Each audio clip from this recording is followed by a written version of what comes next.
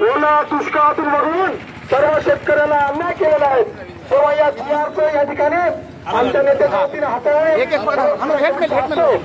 जीआरचं या ठिकाणी होणे होत आहे। त्याचा संपूर्ण सातबारा कोरा झाला पाहिजे आणि पीक विमा कंपनीला जे पैसे देण्यात येत आहे ते सगळे पैसे शेतकऱ्यांना देण्यात यावं। आणि गेली 4 महिने या पावसामुळे शेती गेली, माती गेली, पिकं गेली, माणसं मेली, जनावरं मेली आणि त्याचप्रमाणे 4 महिने जो गावातला शेतमजूर आहे त्याचीही 4 महिन्यामधली जे मजुरी बुडाली त्याचे सुद्धा महिना 30,000 रुपये दिलं पाहिजे।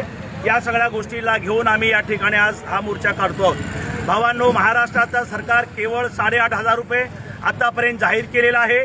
केवळ कोणाचे 70%, कोणाचे 50%, याप्रमाणे 3,000 पासून शेतकऱ्यांच्या खात्यामध्ये पैसा जमा झालेला आहे। आमचं म्हणणं आहे सरकारने जाहीर केलेले 18,500 रुपये जे सरकार म्हणतो तो फसवा जाहीर झालेला आहे।